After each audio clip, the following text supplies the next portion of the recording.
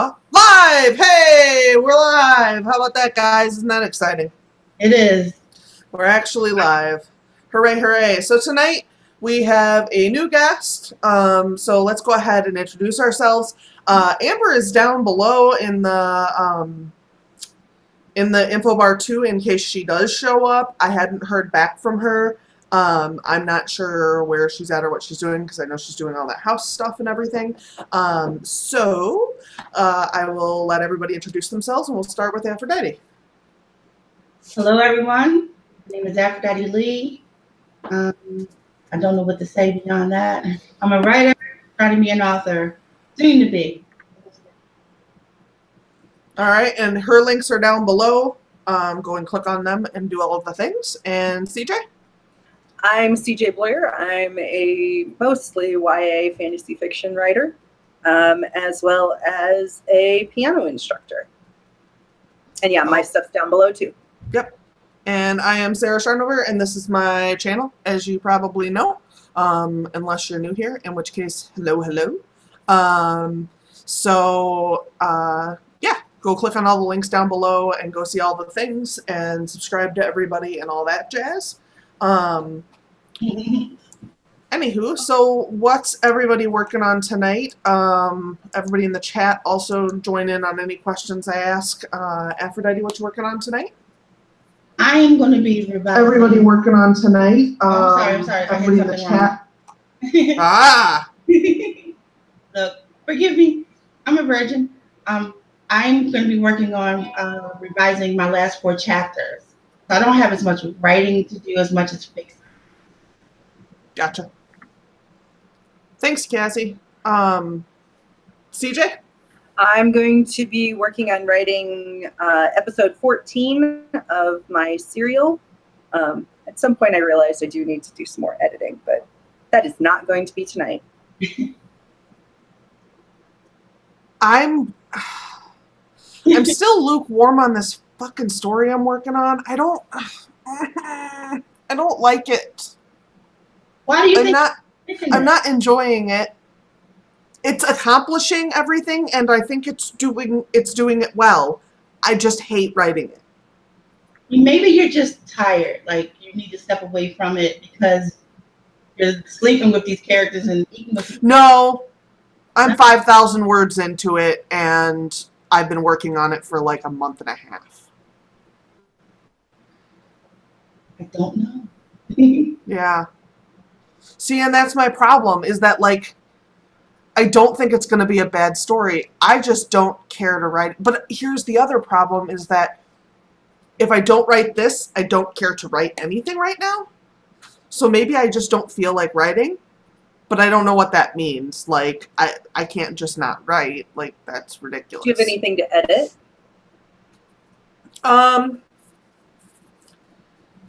Not quite. I still have... Sorry, my nose is bugging me. I still have Gryffindale to go over again, and then see, Hellsbend is out to you and Travis still. I'm still waiting on edits back from Travis so I can send the next chapters. And I was going to say, I have sent you back those chapters. Yeah, I got them. And I did not lose them in the great mail clean out of 2018. Oh, thank God. Where I one by one cleaned out 3,000 emails. One by fucking one. Because, unfortunately, I do get good emails in that email. So, yeah. And now I'm in contact with a company that fucked me over 5 years ago. On an order. Remember when I had a nail polish subscription?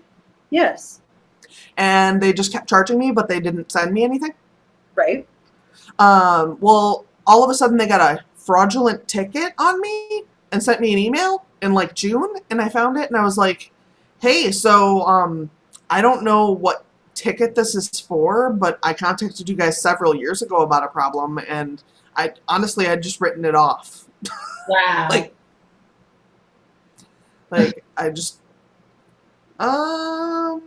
Autumn can't see anything. Is anyone else on the page? Because I'm actually not. Let me see. I just have the pop-out chat out. Yeah, it's there. You can see it. Yeah. There's a gnat again. I know. I just Okay. saw one was not in my room. There's Freaking. always one. It's like, It's because they're evil little buggers. yeah, so I think you're going to need to refresh. Is that autumn? I believe it's autumn. I think so. I'm starting to like have trouble keeping track of people who don't have their name in their screen name. Like if your name is part of your screen name, like Cassie's, I see hers and it triggers Cassie. Right. Or their name isn't their screen name, like Jasmine, where it's just Jasmine, and there's Jasmine. Hello, Jasmine, by the way. I saw you say hey, and then I forgot to say hey to you. But it's very nice to see you. I haven't seen you in a very long time, so it's good to have you back. Yeah. So yeah. Am I triggered? Did I get triggered? Is that what happened? What do you mean? What's that mean? I don't know. Where you get overly upset over something. Oh. That's what it means Like colloquially.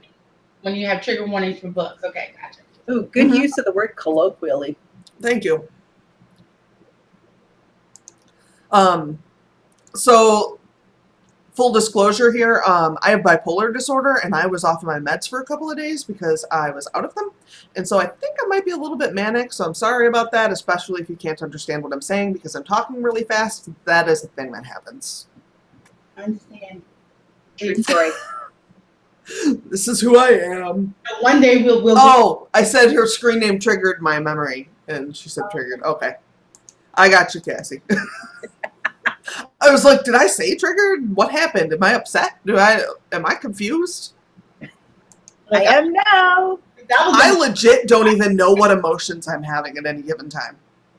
Who the hell am I? I don't know what's happening. that's how you know you're a writer. There's something wrong. I think I swear defines writers. Yeah. Something going on up here chemically. Something's going on with us, and I think I'm convinced it's creative. not straightforward. I'm convinced it's creative people in general. Mhm. Yeah. Because working with musicians, I actually had a conversation. So I'm the music director at our church, and so I, oversee all the music people. But the guy who's like my boss-ish, he is not a music person. He's an administrator and a teacher, and he's very good at those things. And he struggles with us from time to time, or all the time. And They work with the other side of their brain. yeah, and I feel really bad for him sometimes because he really thinks that he's going to whip us into shape. And I'm like, this is a bunch of creative people. You're going to be lucky if you get all of them to a meeting and agree on one thing. Like, that's going to be the highlight of your year. I've been there, done that. Huge how you thought that was gonna work. I know, that's exactly how I feel. And he's a really great guy, and he really tries hard. But yeah, we had a meeting on, I don't know, Tuesday or something, and 3 of us showed up. And he was just like, he just had this look of defeat on his face. And I was just like, man, need to not take it quite so hard. They're just, they're creative people. They're all crazy. You can't really help it. You gotta embrace the crazy. I have the added bonus of also being a type A. So that's good. For the most part, anyway. I mean, I don't necessarily believe in personality typing as it's as seriously as some people take it, but for all intents and purposes, I'm a rule follower for the sake of following rules. That's causing creative cocktail. I can attest to that. It also might be that I'm fucking insane. Just a thought. I personally think that the word insane needs to be redefined, or at least some more stuff has to be added to it. Because I noticed that people like us are always called insane. So I'm like, well, I'm going to start embracing that, because really is working for me. Most of the time. I mean, some of the times I have to just be in bed. Yeah, I actually worked for 15 years in psych. So I tend to take things a little less seriously than other people do when it comes to that kind of arena. Just because it really strikes me much more as a kind of a life is ridiculous thing. Like, everything about living is ridiculous, and like mental illness makes it ridiculous too. Like, just like anything else does. Yeah. You know, and so like you just have to remember that like the absurdity of everything is just like the natural order, and try to like accept it. That's a really good way to put it. Natural order. Mm-hmm. And laugh at Like- like being able to laugh at your own idiosyncrasies and inner craziness. Right. Is a vital part of surviving that. Yeah. Yeah, but like, you know, somebody has schizophrenia, and that itself is not funny. But when they come into your office and look you dead in the face and go, "It's my money and I want it now," that is funny. Like, With Right. no context. you know, right, like he just came into my office and yelled that at me. I'm assuming because he had just heard it on television. Right. I'm sure he heard one of those lawyer commercials. But like, it's just, you know, like you just have to know how to walk the line of understanding what's allowed to be funny and what you have to take seriously. And it's a thin line. Yeah, and it's entirely different for someone who has no knowledge of it to kind of point things out than someone who actually understands it, you know? Like, it's Right. different for, like, my parents, and my parents are both wonderful people, and they don't do this anymore, and it was something that they did when I was younger. But, like, if I'd have any sort of attitude about anything, they'd be like, "Have you been taking your meds?"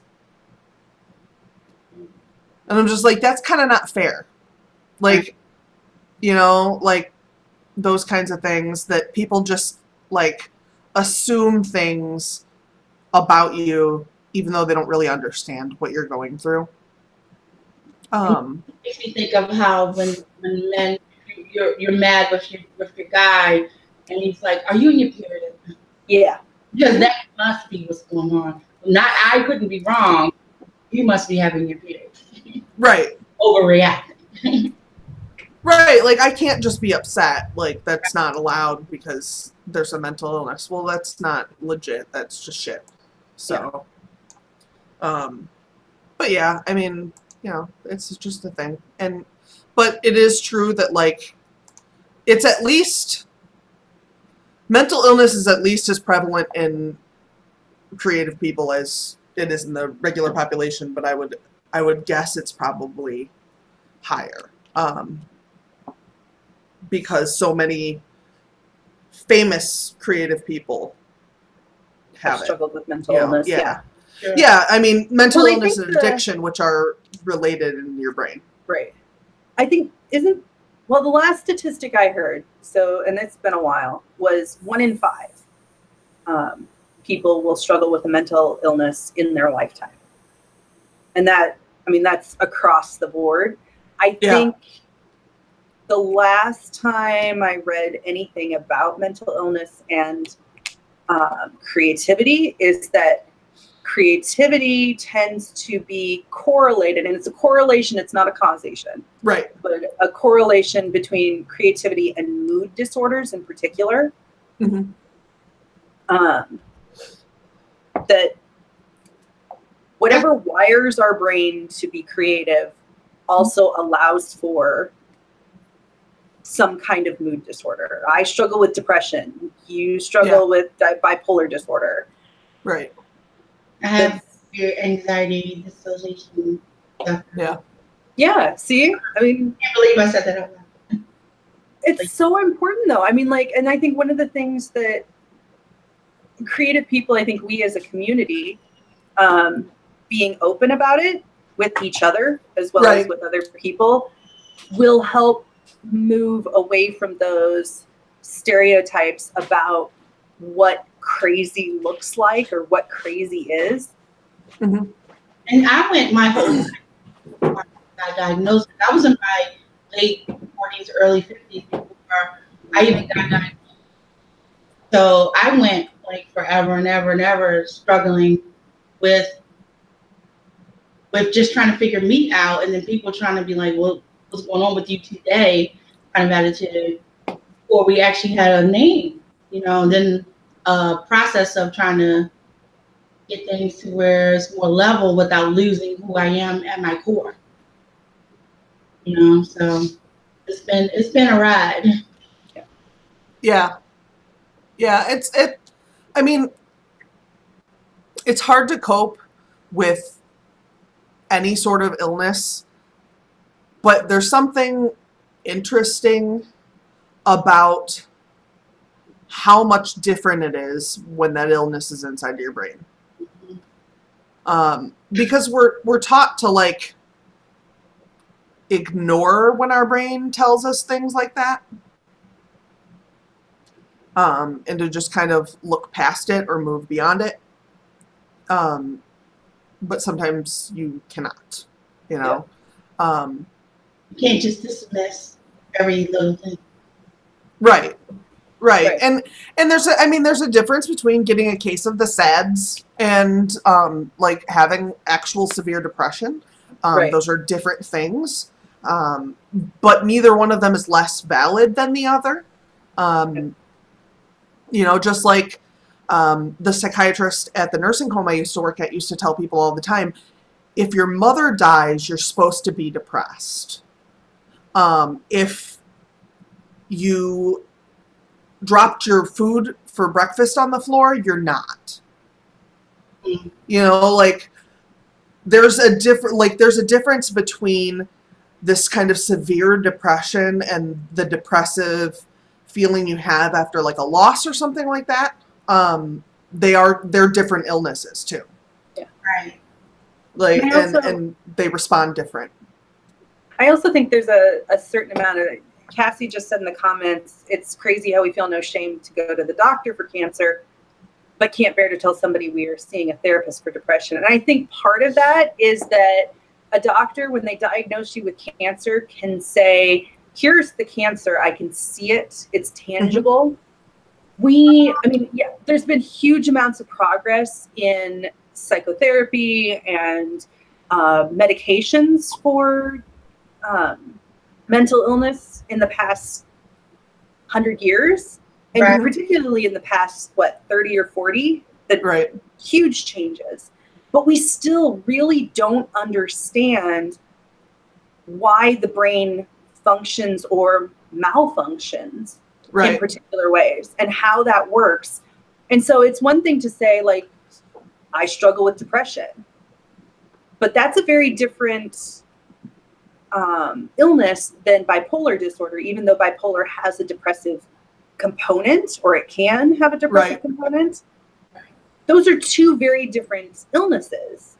And one of the things, like for me, what I've discovered is in my own personal journey is talking about, okay, well, you're going to put me on this medication. We found that this helps other people. Great. So it helped me for a little bit, and then it stopped helping. So what do we do? And this is just one of those things. Right. And that was the thing, because I actually had to be hospitalized for a little while, and they were trying to figure out what to give me that will work, that will keep working and keep things, whatever. Mm-hmm. And I was fighting it like every step of the way, because, I grew up in the era, late here, where like, oh, you don't need drugs, you don't need therapy, you need Jesus.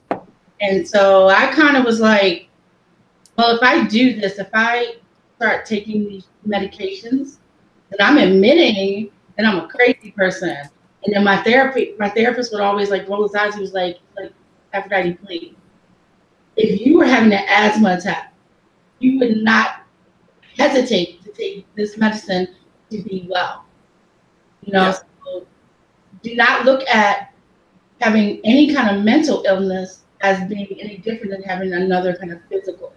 And it took a while for me to really let that sit in, because I was like, how crazy I'm doing, you know, and I'm not necessarily sure if Jesus is going to help me. So, you know, I was really, Well, yeah, and like Cassie was saying, sometimes, especially men, don't want to be seen as weak, and so they don't go to the doctor for ailments. I know someone who cut their finger, I don't even know which finger it is, but like all the way down it, like this way, and they just ignored it for like 5 days before they went to the doctor because they did not want to look like a wuss or whatever. Yeah. And now they've had to have surgery, and they might have an infection in their bone marrow and lose their hand. Yeah. Like, you can't do those things. But that's something where everyone's like, you moron, why didn't you go to the doctor? Whereas if you, let's say you have a suicide attempt, nobody's saying to you, like, why didn't you go to the doctor? Why didn't you get help? They're all like, you know, why would you do that to your family? And why would you do that? Like, right. So right. Right. Like, I can remember and we can have that conversation about who it hurts when you do that. But that's not productive at that point. No. And I've heard, and I haven't heard this in several years, but I heard many times when I was younger, especially I think in high school, people talking about how suicide is a selfish act. Mm-hmm. Yeah, that's a common belief. And that's as far as that conversation goes, rather than saying someone who is committing suicide has a bigger problem than selfishness. Mm-hmm. Selfishness is such a small-minded thing, and depression is so all-encompassing. Anxiety is so all-encompassing that the idea of it being a selfish act just doesn't even, without having experienced those things, you can't possibly begin to understand. That selfishness has really nothing to do with it. It's a survival technique that really fails. Right. Right, exactly.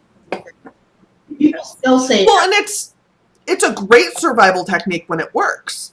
If I'm running from a guy with a machete, my anxiety is going to help. Yeah. But that's not a terribly common occurrence, and yet my anxiety is. Yes. Yeah. And so having to cope with something that is normal but is not behaving normally isn't a matter of selfish. I mean, like, and I think that for a lot of us who've dealt with mental illness for a large portion of our lives, I think the more comfortable we become talking about it in venues like this is a writing venue, so you know clearly this isn't the main topic of conversation here, but putting it out there. But today it is. Today it is. It will be in my book, because now you make me think about some stuff, because I have a kid who's kind of, well, what they refer to as off kilter, and I just learned that he probably has a mood disorder. Yeah. And this is, I mean, I think the more we talk about it, the more conversations we have, and the more we share our own experiences with each other and with other people who don't have those experiences, the more understanding is going to be built across the board in communities.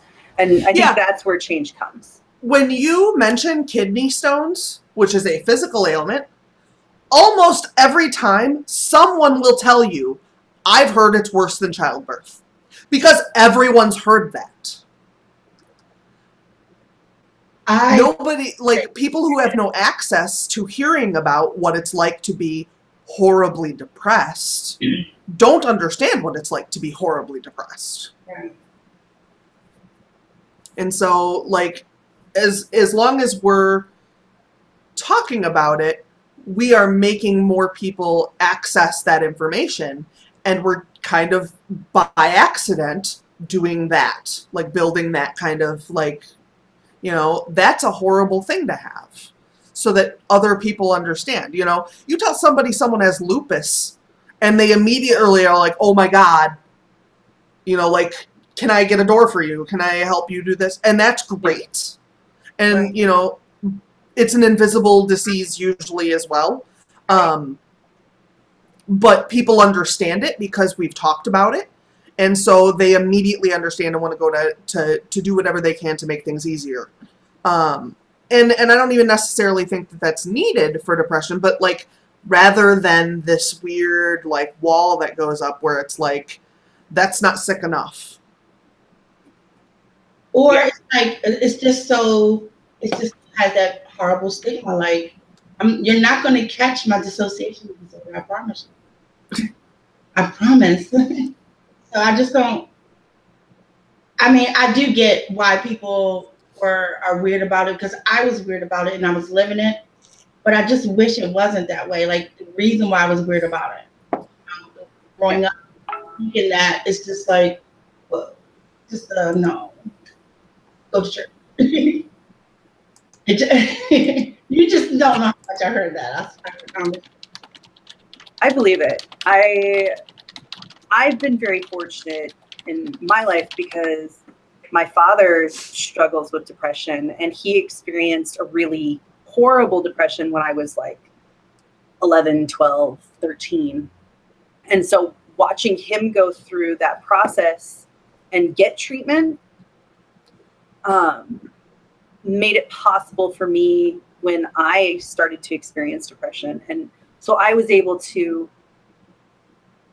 adjust better, I guess, than had I not seen somebody else. And Sarah worked in the field for 15 years. I worked in the mental health field for almost 2 years. But even in that short amount of time, being with people who have a chronic severe mental illness on a day-to-day basis definitely opens your eyes to, first of all, a whole nother world of existence. Like, just you work with people who are just trying to survive what's in their own heads on a day-to-day basis.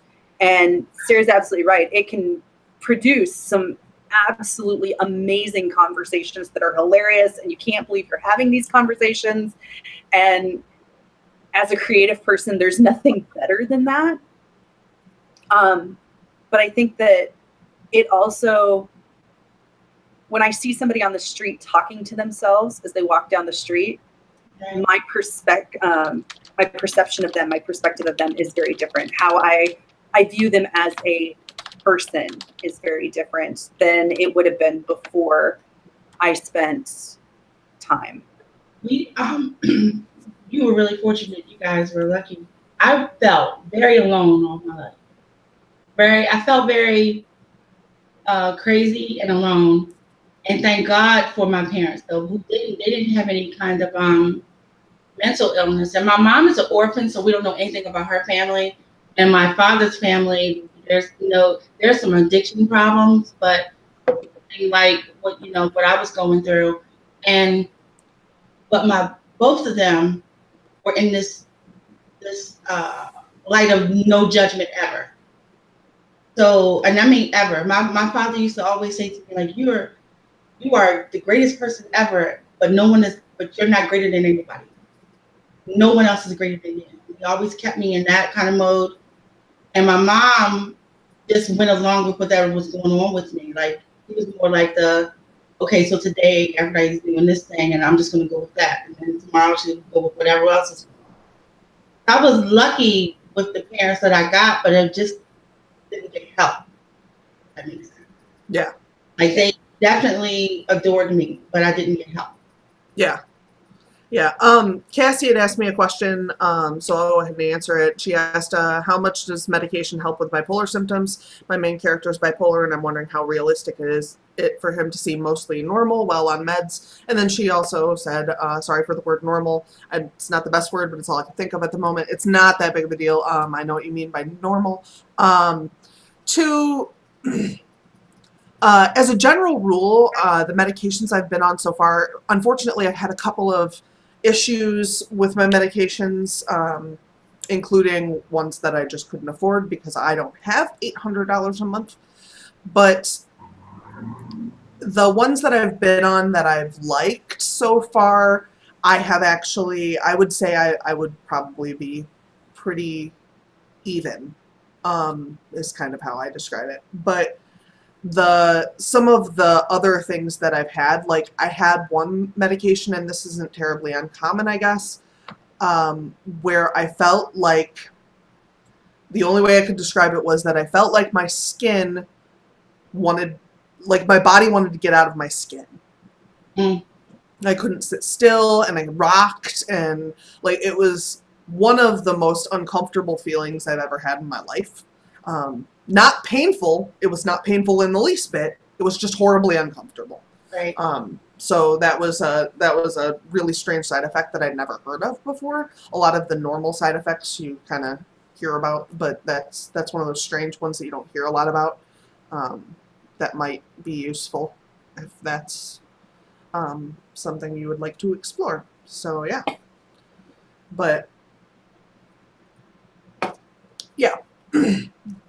For me, the meds that we tried out initially, they felt like they worked because I just felt like all the tracks that are going on at one time in my brain were cutting off, and I was able to sleep. The problem was, then that was all I could do. So that was the best. It was good when I first was hospitalized because I really needed to level out, so to speak. But then it was like bottoming out. And so we're still working on getting stuff that works for me, that doesn't make me just not be here. So I guess I want to say that, I don't want to get too emotional. I want to say that whenever I take medications, I mean, we're talking like ibuprofen. Whenever I take anything, if it has a side effect, I get it. And if it's whatever it's supposed to do, it'll do it really well. So unfortunately for me, medicines work well. And we got to figure out how they bring me where I'm not in that space. So that's been my struggle. Yeah, see, I have a problem. I don't tolerate being sleepy. I would argue that I'm borderline narcoleptic, but I've never been diagnosed with anything. But like, I can fall asleep anywhere if I'm tired. It just doesn't matter. If I'm tired, it's over. And I'm a sleeper. It's one of the things I'm very good at. So I have to like only be on a medication that either A, I can take at night, or B, doesn't make you sleepy. Mm-hmm. So, I mean, if I have really bad allergies, so if I take the Benadryl, we're talking 17, 18 hours out. I am a punk. My body is a punk when it comes down to drugs. Cannot handle it. Yeah. So, that's been my biggest thing, trying to get me from going into my issue. Someone said, and I don't know who, because I had to go back, was talking about eating disorders. I think it was Jasmine. Yeah, Jasmine asked about that. I got diagnosed. Did she? I missed it. I got diagnosed with eating disorder. Oh, yeah, I see it. When I was 19, and I want to say back in the day when they were still trying to figure out eating disorders, but I didn't really have an eating disorder, but I had to go to therapy from like 19 to 23 because they thought that's what was wrong with me. But it turned out that the reason why I wasn't eating was the medications I was on killed my appetite. So I didn't have an eating disorder, but I had to go through all these groups and all these meetings. So I actually don't know anything beyond other people's experiences at those meetings about eating disorders. Because I did not have one. And I kept trying to tell them, I'm not starving myself, I'm just not hungry. And they didn't believe me. Because I was crazy. So of course they don't believe me. Right. And that I think is a huge part of that stigma, is that if you're crazy, you can't be trusted to talk about your experience rationally or truthfully. Like, clearly you're lying. Jasmine, I'm going to be really honest. I do not have a lot of experience in dealing with eating disorders. I know that they are a subset of mental disorders, like as like a mood disorder and eating disorder is part of that, or like mood disorder, personality disorder, eating disorder. They're all part of that psychological, but I don't have any experience Most that I gathered from it, from the groups that I had to be forced to go to, was that a lot of people were just trying to have control over something that they didn't have control anywhere else, and they could control that. Yeah. So, but I think that it has to be, still have to have something else chemically going wrong for that to also be, to be grouped with it. You know what I mean? So like, yeah, they wanted control, and that was their choice, for lack of a better term, of what they could control. They could control what they ate. Mm-hmm. Yeah. And then there's a whole bunch of a myriad of other madness that will come in with how the world says, oh, you have to be thin, and then you have this, and you have this. No one came to those groups with one problem. It was always a jumble, and it always came back down to not having control. Yeah. So it could be a jump off. And Jasmine, I'm going to say, you said you've looked up eating disorders, none of them fit you perfectly. I'll be really honest. Finding something perfect, like fitting something perfectly, especially in terms of like how different disorders are described, you might fit into 2 or 3 a little bit, and you don't necessarily always fit all of the symptoms perfectly. I don't have all the symptoms of depression every time I go through a depressive state, but that doesn't mean I don't have depression, and it doesn't mean I shouldn't get treatment for it. But I do know a couple of sociopaths who fit it perfectly. There's that. But that's a completely different kettle of fish.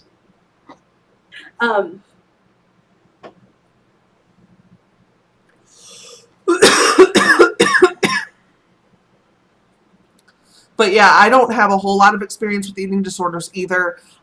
We had one patient who had one, and basically, because I worked in a nursing home setting, our median age was 50, which is very low for a nursing home setting, but it's not that low when you consider the eating disorders tend to be a younger disorder. So My brother kind of managed into it for bulimia for a second when he was trying to be a wrestler. But he did not have a mental disorder as far as being bulimic. He had my coach says I need to weigh 10 pounds less thing, and he dabbled in how that was done dangerously. Yeah. Yeah, I had what I was concerned was an eating disorder in high school. I believe it was a symptom of my bipolar disorder, which I didn't find out about until later. But when I ate, I would get so anxious about the fact that I ate something and I was too fat already that I would just throw up. Like, I would never stick fingers down my throat. I wasn't consciously making myself do it. I would just get so anxious I would throw up. Yeah, that is a little different. Yeah. So I now think it was a function of my bipolar disorder and my obsessions. And that it was just my anxiety and I didn't know what to do with it because I was, 16 years old. So. Such fun. Mm-hmm. It's already crazy time. We've been on for 40 minutes. We've written not a word. We've talked about how crazy we are. That's great. Oh my gosh. We really have. Oh my gosh. Yep. I agree with Cassie, Jasmine. Yes, I do too. Absolutely, Jasmine. Don't give up. Also, one of the recommendations I would give you is to try to find a therapist who specializes in what you believe you have, such as an eating disorder. So find an eating disorder therapist. That might help because someone who specializes might have more ideas, and you can tell them, like, I'm turned off by these things. Don't ever be afraid to tell your mental health professional that, like, what you're doing is turning me off. When I started with my psychiatrist, I was like, I am an atheist, and if you start on God shit, I'm just over it. Hello. Like, that's just where I'm at. And I don't care what you believe. That's just not going to help me.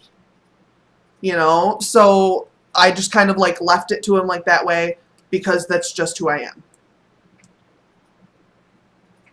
True. You gotta speak up to, and not just to any of your doctors, any health people. Yeah, absolutely. Walk in the room, already know more than you do, but you know and you can speak up for you always.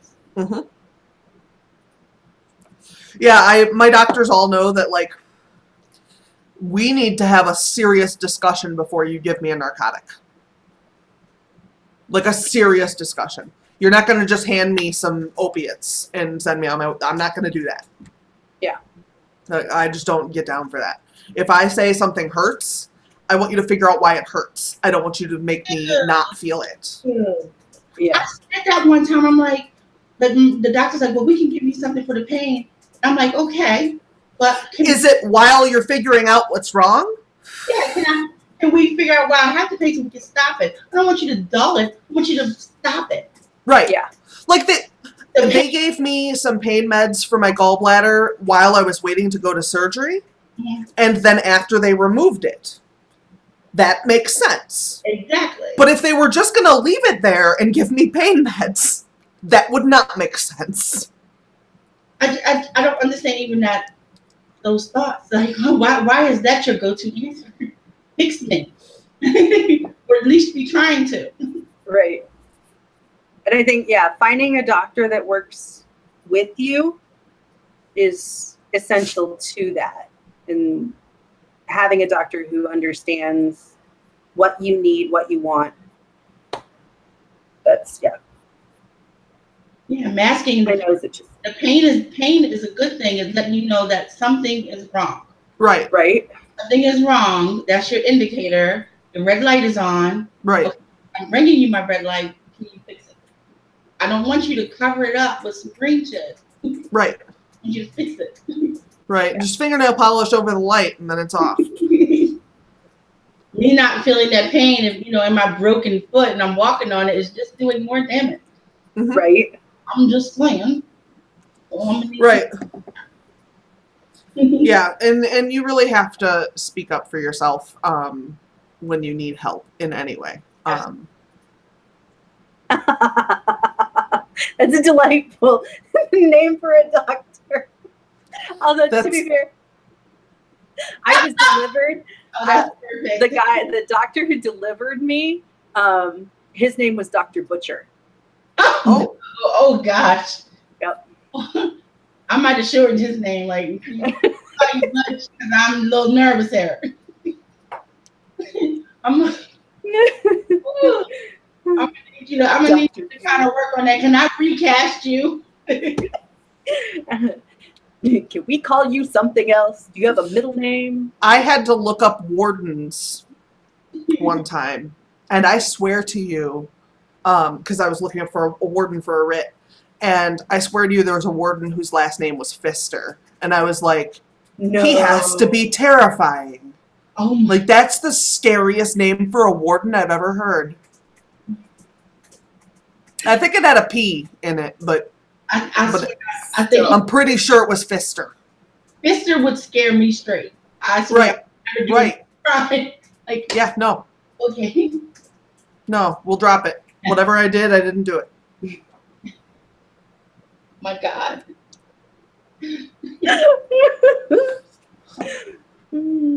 Yeah, I decided while doing writs that all of the wardens, at least in the state of Illinois, have funny names. I think that's delightful. Yep. They all have some sort of amusing name. I'm not quite sure why, but that's just the way it works. I don't know how you get the job of warden, but whoever's picking them is a champ. What is your name? Jones? You can't get this job. Right? Warden Jones, that's useless. What am I going to do with you? Bring in Bob Pfister. You realize that somebody's going to have to call him Mr. Pfister. Yes.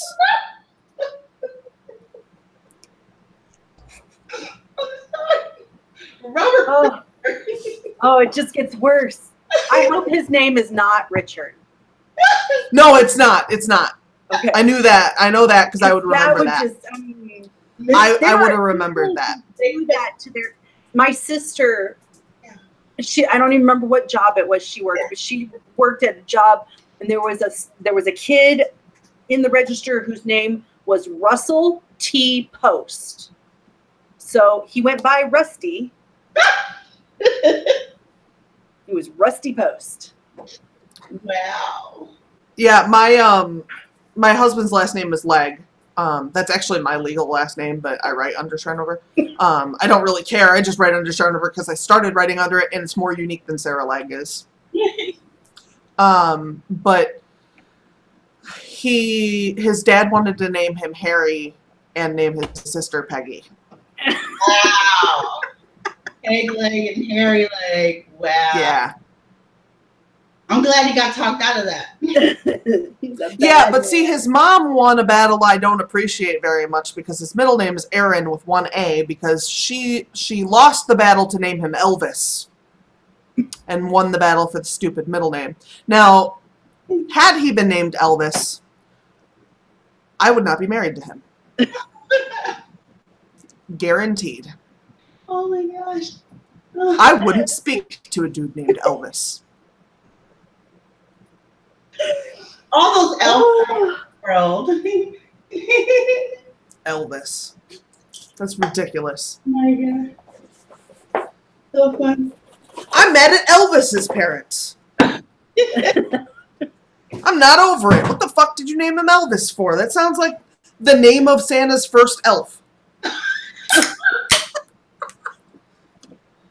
Okay, there has to be a short story called Elvis and his first elf. It has to happen now, and it has to be a horror story because after that. The first elf goes on a rampage because. Ooh. My number one favorite Christmas horror story is The Night Santa Went Crazy by Weird Al. Yes. It's one of the best songs ever written. The alternate version is even better. That I gotta check that out. I love Yeah, you have to check it out. It's amazing. It is a He's my favorite. I'm like a Weird Al junkie. Okay, Weird Al is a It's bad. genius. He's a god among men. Mm-hmm.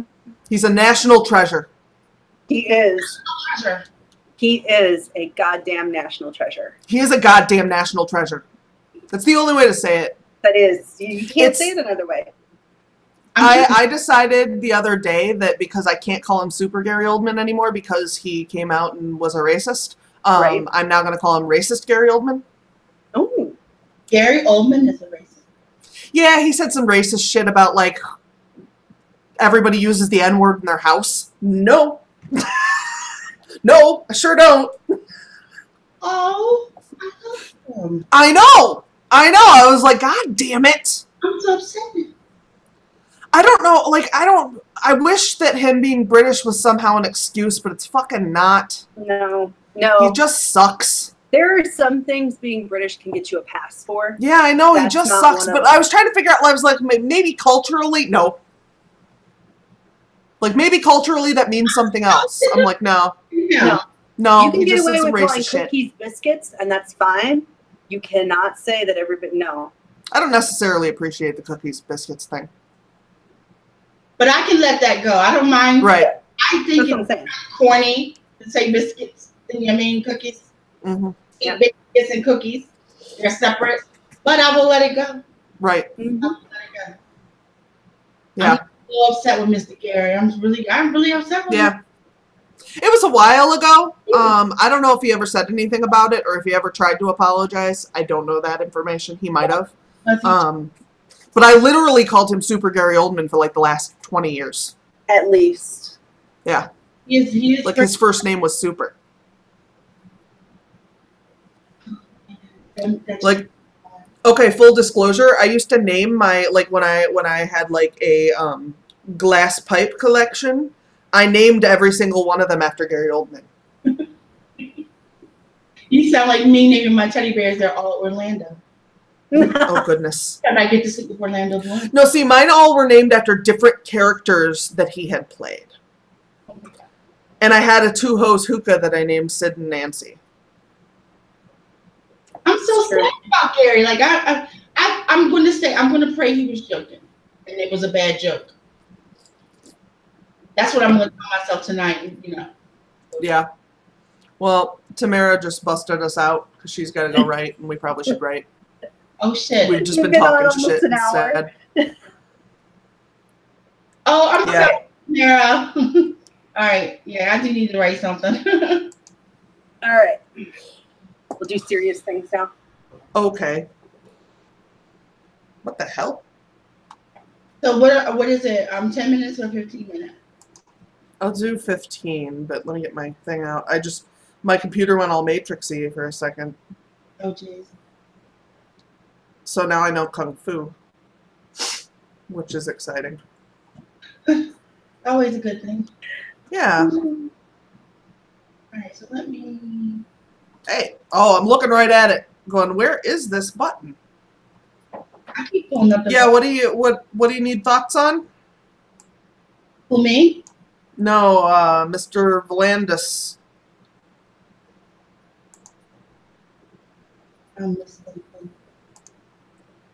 All right, I'll set it, and we'll go off in a second here.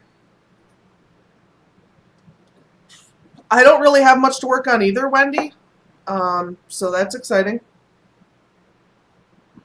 Yeah, I do have a lot to work on. I mean, I'm gonna work until probably even when we get off here. I'm gonna be working through the night because I gotta finish this shit. I'm so far behind. It's sad. Yeah, I'm legit gonna be a drug dealer on my Sims mod. So that's what I'm gonna do after this. As long as you have a goal. I do. I have life goals. She's also an archaeologist. I mean, she's legit too. Well, she's got to fund her digs somehow. It's not like they're giving out, No, the digs actually fund the drug dealing. She just has a good time when she's home. Sarah, that sounds like a great story to write right there.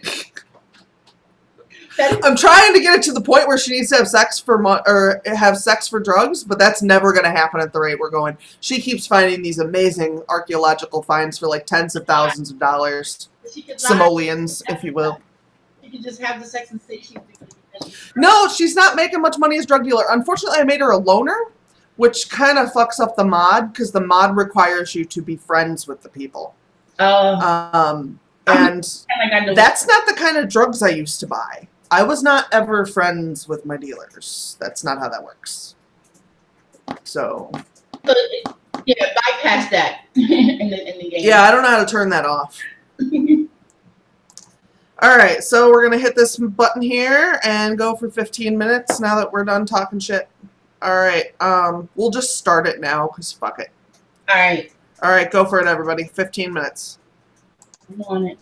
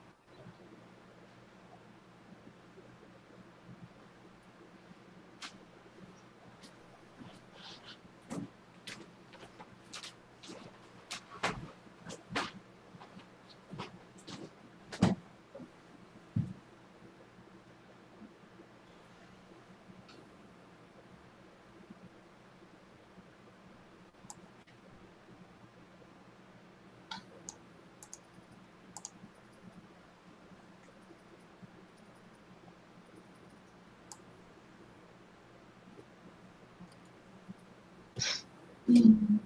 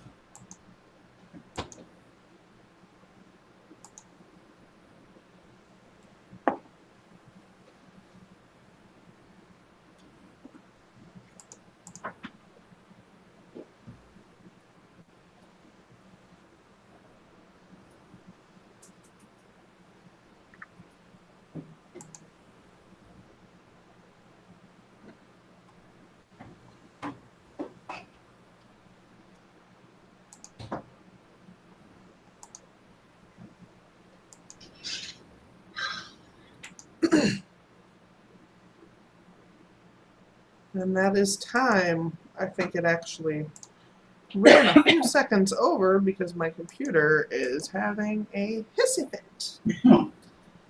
So I didn't get anything done, but I do need to pee, and the kid just got in the bathroom, so let's hope she gets in the shower soon so I can go in there and pee. All right. Good times. It's an emergency. I got some stuff done. I got to a passage where I had to really fix because I was losing the character, and I was kind of not wanting to do it, so I didn't do it as deep as I need to do the first pass. Mm-hmm. So I had to put some time into it this time. I'm gonna miss him. Oh. I generally don't mind killing characters, but this one kind of hurt. Yeah, every once in a while. That's so sad.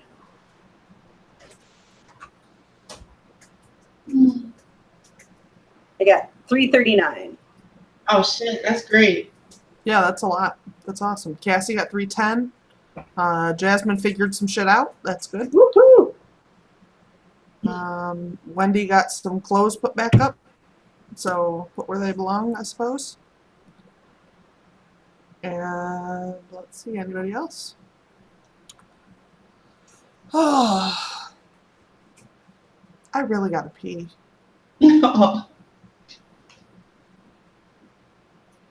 Okay, yeah, Jasmine said that she got nothing done. Right. Nothing done physically, but Yeah. Yeah, sometimes it's just enough that you get it done in your head. Yeah. Right. That's a good thing. Figuring out shit, then you know which direction you're going in. It's a true story. I just got this lotion and I'm addicted to it and I can't stop putting it on. It's amazing. What is it? My boss got it in her Ipsy. It's a hemp's one. Oh, I love their lotions. I'm seeing if it'll actually focus on it. Is it backwards to you guys? It's not, right? No, it's not. It Okay, says just triple moisture, but it's really fuzzy. yeah, it won't focus on it because it's dumb. Dumbo. It's like green or blue inside. It's triple Well, that's moisture interesting. herbal whipped body cream. It is so thick that like when you squeeze it on your hand, it'll roll. Wow. Yeah. That's pretty impressive. And that's some good shit. Yeah. And it smells nice. So that's good. Always a bonus. I have to be careful. I can't put anything on my. 245, that's awesome. What? Hey, wait. Yasmin, DCBA. That's Yasmin. Mm-hmm. You go, girl. Oh, I know that's right. Oh, I'm not talking to you about this mermaid tour. No.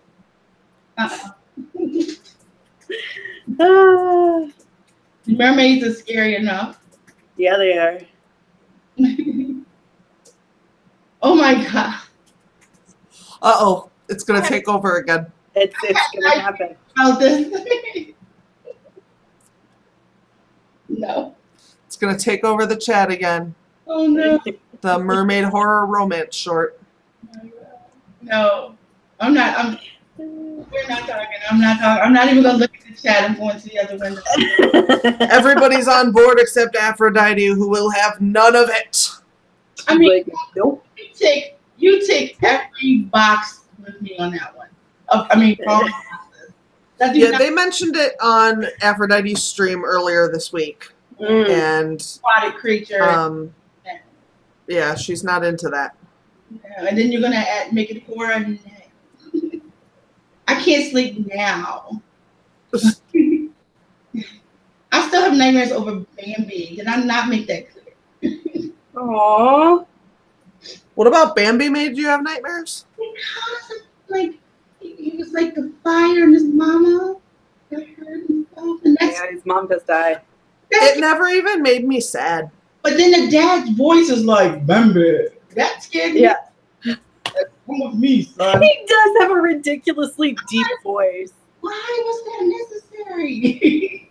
Okay, so The only like Disney thing that ever resonated with me in any emotional respect is there's a scene in The Fox and the Hound where I think the fox is riding with the lady who adopts him yeah, away from the hound. It's over. Niagara Falls. yeah. No, I'm glad I didn't see that. No, it's over. I want you to know. So, I actually have Bambi on vinyl record.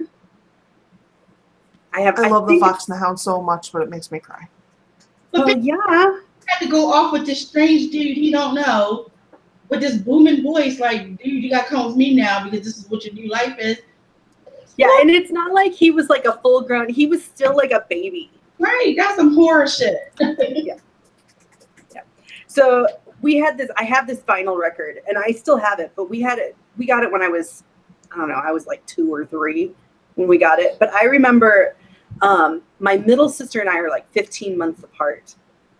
And either right after we got it or like the first year we had this record, my mom would put it on in our bedroom for us.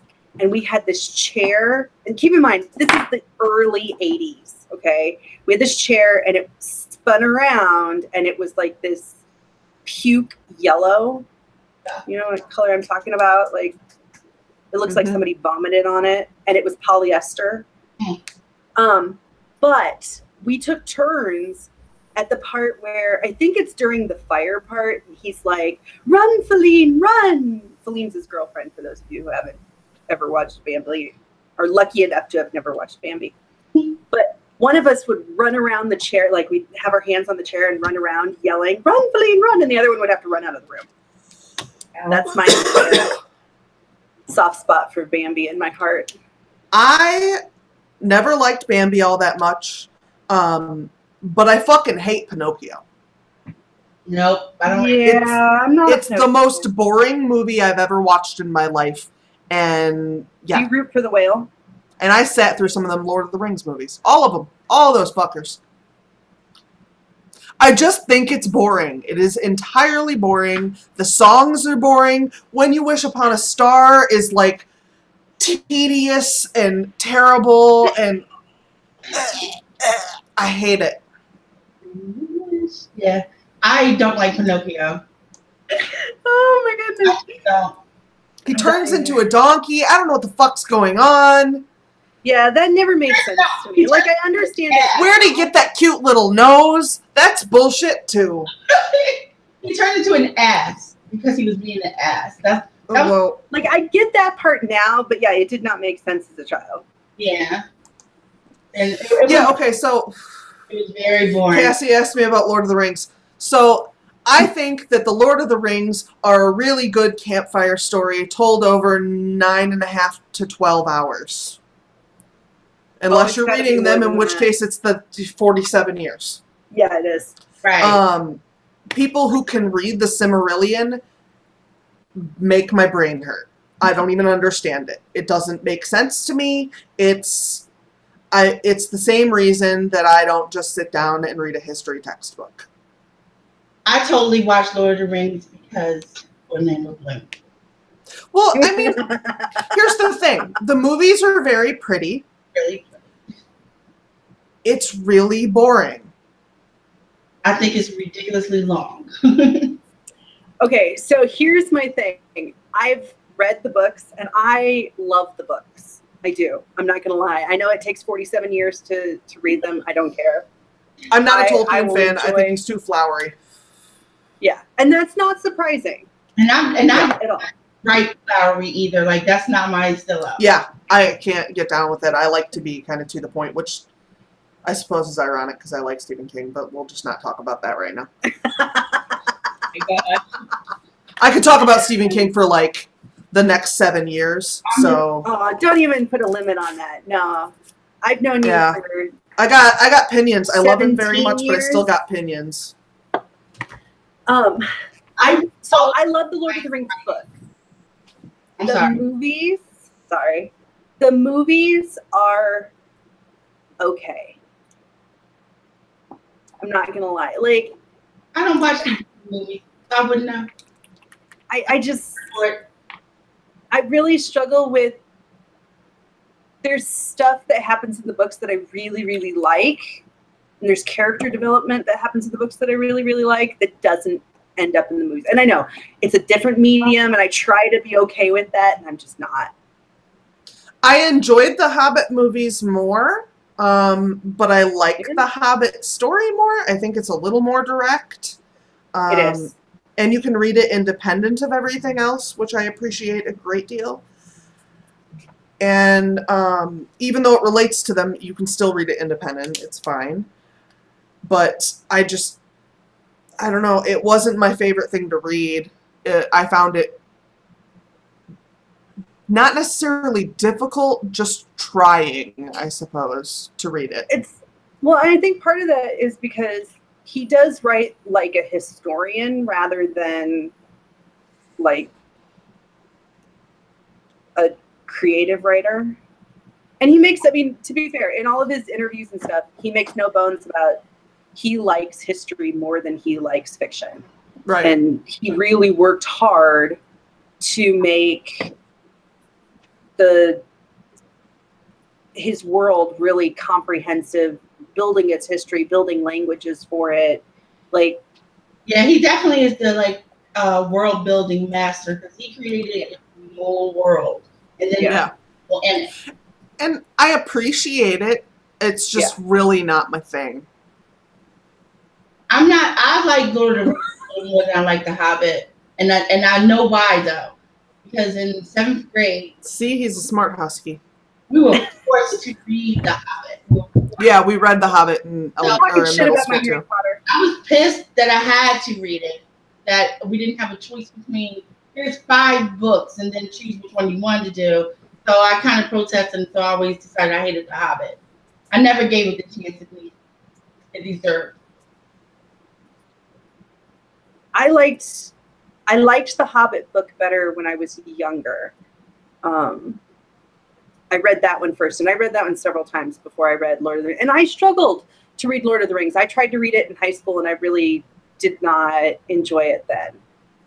But I think I read it in college again and got through it, and it was okay. I can't.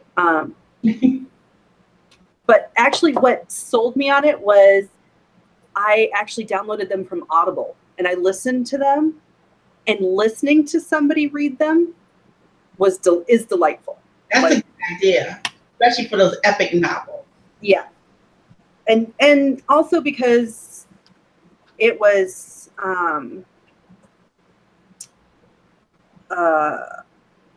I tend to listen to books in the car.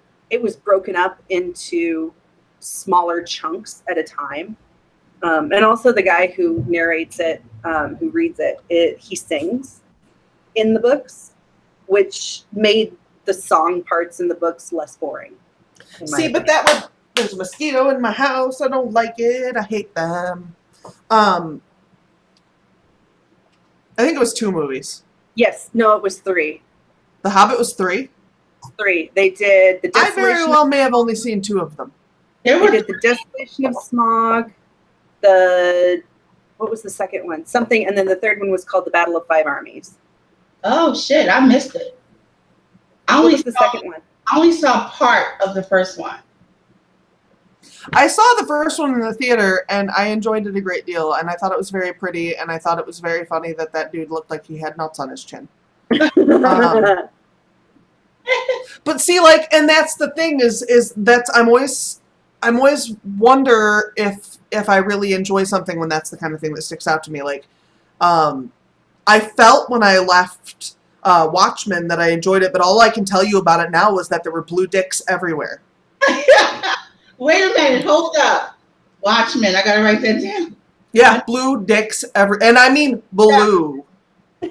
Oh my god. Like, okay. Like this. Okay, I am going to be looking up Watchmen. So it was The Hobbit, An Unexpected Journey, The Hobbit, The Desolation of Smaug, and The Hobbit, The Battle of 5 Armies. Okay, so I saw the first 2. Yeah. So Not seen the here's third the one. problem that I have with that is that the book The Hobbit has all of those things in it. It is not a comprehensive enough book to make 3 movies out of. No, and it's not a terribly long book. Like, you can look at the No. book and go, that's probably not enough room. Yeah. Like, it's just no. Yeah, Like The Lord of the Rings, the reason you have 3 movies is because there are 3 books and they still had Right. to cut out a bunch of shit. And that's just Right, and like Harry Potter, some of the books ended up being 2 movies. That makes sense. It's going to be 2 movies, but that's 1,085 pages, I believe. it is 1,000. Versus The Hobbit, which is like 380 or something. yeah, it's not a lot. And DCBA, I think you're absolutely right. They got buttloads of money for the Lord of the Rings trilogy, and they thought, hey, we can recreate this with The Hobbit. Mm-hmm. What? Milk That's it. exactly right. I didn't even know that it was 1,000 pages. Oh, yeah. It's my favorite book. My very favorite book I've ever read. I will have to take your word. It's wonderful. I believe you, because Stephen King is amazing. I just can't hang with him. But I was going to go to a master's program and write my master's thesis on why it is a coming of age novel. Like, that was going to be my master's thesis. That was my plan. You know what? That would have been brilliant. That would have been brilliant. I still think she should do it. Because you know what? It kind of is a coming of age. Yeah. It really is. Oh my God. It's just that it's spooky, so nobody notices. I wouldn't have noticed it till you said that. Because like everybody I know that I hang with love horror movies, love Stephen King, talk about it. So I know like the premise of stories like Mystery and It and all those other good jams, but I've never seen them, never read them. So Yeah. what I know about it, that is a damn coming of age story. You're right. Yeah. I'll go for that. Oh my God. Yeah, that's what I was going to do. No, I've never read it. I have no desire to read it.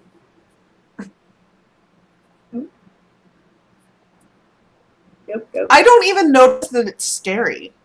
Oh no, it's scary. No. Like, I don't even notice Let me it. tell you. No. Motherfuckers coming out of in clown. Yeah, Stephen King does like coming of age as a theme. It's scary. Mm-mm. I don't know. I just like. I don't necessarily feel scared the same way other people do. Really. I just like the things that scare me are like someone breaking into my house when I'm here. Real things. The dark.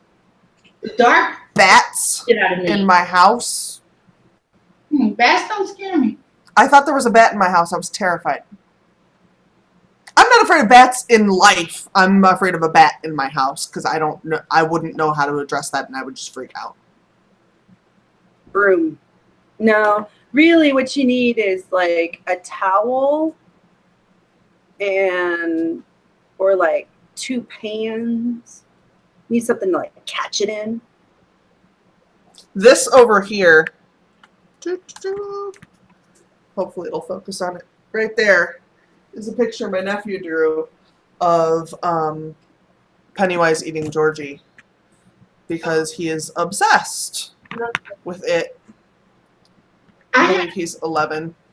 my He is friend, I'm sorry. ridiculous.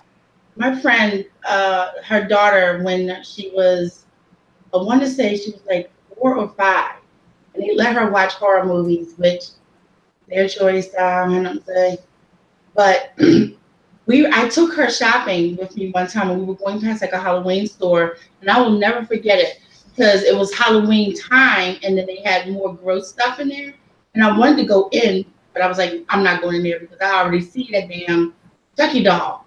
And as soon as I formed the thought of I see the Chucky doll, she sees them. And so I'm thinking, oh gosh, she's going to freak out. And she's like, oh, Auntie, he's so cute. What? I'm like, what? And then she breaks free from me and she runs into the damn doll. The doll is as big as her. And I'm like standing outside the store looking like a punk. Like, come on, baby, let's go. because I was not going in the store together. And I was like, nothing about Chucky is cute. Nothing. My little brother had a My Buddy doll he called Chucky. Yeah, because, my buddy should have sued the Chucky people. Because they based that damn Chucky off of My Buddy. And then now I can't even look at My Buddy. I can't even watch the commercials no more. I still love them. What was that little kid, Joey? Joey Lawrence used to sing the My Buddy song. Yes, he did. And then there was also Kid Sister. Yeah. Yep. Kid Sister. Yes, Kid Sister. Yeah, the only reason I remember is because I remember the theme songs. That's the only reason I remember it. 'Cause I was a little older, so I was a little old for that. But but I saw Nightmare on Elm Street when I was 5 or 6. For sure. I'm sure I saw Friday the 13th when I was under 5. Wow. I saw my first horror movie, I want to say, when I was about 11, and my babysitter took me against my mom's permission, so to speak. We were going to go see a vampire movie, which I don't think vampire movies are horror. Even back in the old days, the 60s and 70s, they were scary as opposed to romantic. But neither here nor there. So we would go, but it was a simple feature back in the old days. Mm-hmm. And one of the movies was called Beyond the Door, where the woman was like possessed by the devil and the head spinning thing and all that kind of stuff was going on. Mm-hmm. You say the least. That was like I still can't sleep in the dark because of that. We're talking 40 some odd years. You know what? Oh, see, like, I was never afraid of those things. I was always afraid of things like Large Marge. Fuck that shit. Yeah. No, I'm with you. That's one of the scariest scenes in movie history. I'm with you. I'm terrified of Large Marge. I have to agree. That was one of the scariest things I'd ever seen. Oh, the Leprechaun movies. See, I used to be a huge Wizard of Oz fan. Then I watched Leprechaun movies. I became afraid of little people. That's wonderful. That also makes me probably a bigot. Probably. I'm sorry. I mean, like, what do you do, though? Like, I'm afraid. It's not like I hate them. I'm afraid. I just had the best dream that had Peter Dinklage in it. And so I guess if you were with me, you would be terrified.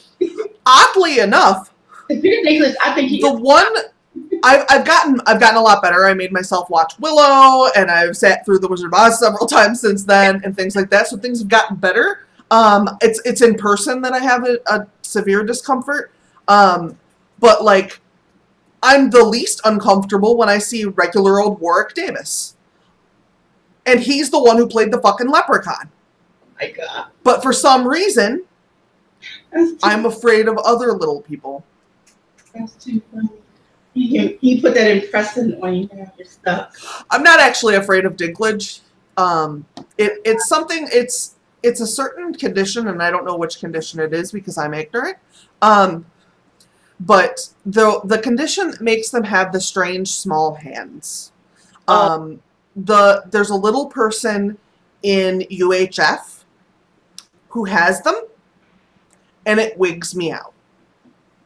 Yeah, because there's so many different afflictions. Right, there's several different conditions. It's not one condition. I was watching people like, but it's specifically the tiny, weird looking to me. The hands that just look like baby hands. I don't know how else to describe it, but it freaks me out, and I don't know what to do with that. But otherwise, I'm not afraid of things. Like a dude killing me with a machete doesn't scare me. Whatever. I mean, I think a dude killing you with a machete is very worthy. But there's no dude with a machete. Like, if there's a dude with a machete, I'm scared of a dude with a machete, but not a potential dude with a machete on the big screen. Yeah. That's like, and I understand that. Oh yeah, I get that.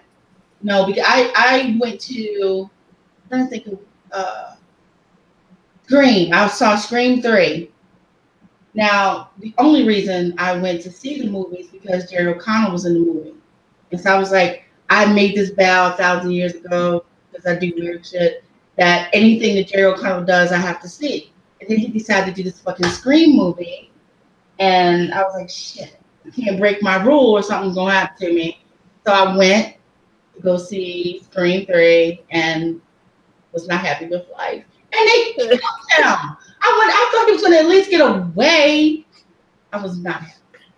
Spoiler. I mean, I know it's a 20-year-old movie. Yeah, I think at this point, I'm if you being a haven't shithead. seen it, no, You're probably not gonna. no. I'm sorry, anybody that I spoiled that for, but it is a kill all the teens movie except for one. I just like that's so funny to me because if I want to write and not think, putting on a Scream movie is totally an option. Like totally an option for me. One of the first three. I've only seen the fourth one once, so I wouldn't be able to do it with that. But like I've seen them so many times that they are literally dead noise to me. Oh, That's amazing. Yeah, like there's. I wish I could get to that level. Yeah, Mm-mm. that, and I get that way with a lot of things, and so like I watch the same things over and over again when I'm writing. That's why I watch stuff when I'm writing because I'm not actually watching it. Right. I do. Usually it's just noise, but it's always either horror or someone who is British yelling at people. British horror coming in. I'm a really big fan of Simon Cowell and a really big fan of Gordon Ramsay. They both like to yell at people. They do. So coincidentally, And they're both British, yeah. oh no, I have also written listening to the Ricky Gervais show. So, but he's my spirit animal, so I don't know if that counts. I think because Ricky Gervais is just hearing him talking. Yeah, I get that. No one is happier when they are happy than Ricky Gervais is when he is happy. That is true. Oh my god. He laughs with all of him. Yeah, with abandon. Yeah, it's amazing. He really and I watched him. There was a YouTube show I was watching. It was Hot Ones or something like that, Mhm. and he was eating. Yeah, hot wings. Eating Yeah, hot that's wings. the premise. And he was laughing, and his mouth is in severe pain, and he's laughing like somebody is tickling him. Like it's ridiculous. Oh, there is a video of him and Ricky Gervais talking. It's pretty short. It's on YouTube, so if you just look up Ricky Gervais, Gordon Ramsay, you'll find it. It's adorable. No, I have not seen Ghost Town. I really need to see Ghost Town, but I have not seen it. But I'm aware of it. I just haven't actually caught it yet. To watch. I haven't seen his other one either. The Invention of Lying. Do I ever watch Extras? Yes, I've seen Extras. I love Extras. This is so funny. This is how I got introduced to him, was because of my obsession with Orlando Bloom, and I saw that, and then I started watching the whole thing. He's Yeah. brilliant. I actually, several years ago, my dad made me watch the HBO, the Ricky Gervais show series. And I was sold. Just instantly sold. I'm a Carl Pilkington fan too. Like, I just think that man is an absolute insane genius. He also has a show that probably just started. It may have already started. But it's in England, so we don't get it. Carl It's Pilkington bad for us. is a producer from, I believe, XM originally, who worked with Ricky Gervais, and he is the most unique human being to ever walk the planet. I look at He is, huh? Yeah, look him up. Google him. He has a head like a fucking orange. Yeah. And, but he's amazing. So, his brain works different than every other person on the planet. Yeah. He is a unique individual. An Idiot Abroad is one of his shows. But he has a new show where he's playing himself and then, like, the guy inside his head. Oh my goodness. It's gonna be so good. what is that called? It's I making don't Herman's head. I don't remember. It made me think of Herman's Head too. I love that. I loved Herman's Head. I did too. It was so good, and Oh my Fox was so goodness. new that it just didn't make it. It just Right. didn't make They it, which weren't is ready. so sad. It was really, I mean, I think it was really more of a function of Fox's newness than it was of Herman's Head being not yes. good. Yeah. They weren't Absolutely. Because I guess dark. literally every person I've ever mentioned it to has been like, who knew what it was like, I love that show. I love I've it. never met anyone who hated Herman's Head. So let's see here. Carl Pilkington. Did I spell that right? I don't know, because my computer is being a douchebag. I don't know. Pilk. I can't see. I've gotten to Pilk.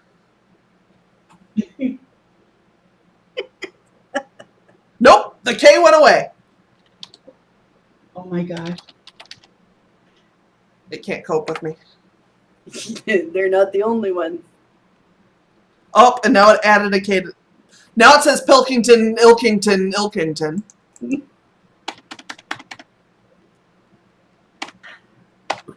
There's one on Netflix. I don't know. Let's see here. I don't know, Cass.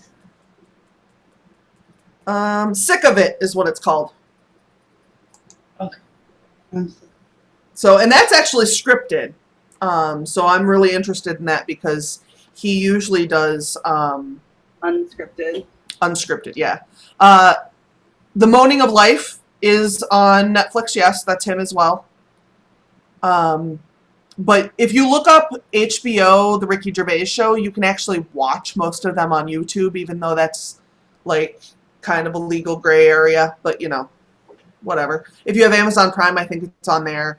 But it's an animated version of the podcast, but the podcasts, there are probably a couple hundred hours of podcasts, maybe 100 hours of podcasts, but there's a shit ton That's of a podcasts. lot. Yeah. A shit ton. And it's just all incessant blathering about nothingness, and it's all hilarious. And I absolutely adore it. Yeah, Harmon does that with his podcast. He has them animated. These have all been off the air. I think the last one aired in like 04 or 05, so they're all really old. There's no news in them or anything, other than like monkey news, which is a thing. Donkey. Yeah. Yes, because Carl Pilkington attributes traits to great apes that other human beings would not attribute to them because they don't have them. So there's stories like about a monkey robbing a bank that he believes are true. Okay. It's amazing. It's amazing. It's the whole thing's ridiculous, and it's just really Carl talking about things and Ricky Gervais and What's his name? why can't I think of his name? I love him. Stephen Merchant. Thank you, Travis. Stephen Merchant laughing at him and then prompting him to say more ridiculous shit. That's pretty much the whole thing. Yeah. Stephen Merchant's amazing too. If you've never seen Hello Ladies on HBO, it's a great show as well. It is one of the most uncomfortable things you'll ever see. It's one of those things where like it's so awkward you're squirming. Ah, It's so awkward, but it's so much fun. It's a lot of fun. I really enjoy that show. But yeah. I don't know. If y'all can still see me, let me know. I think I'm messing We with totally can. Okay. Because I moved it and I touched it. You never know.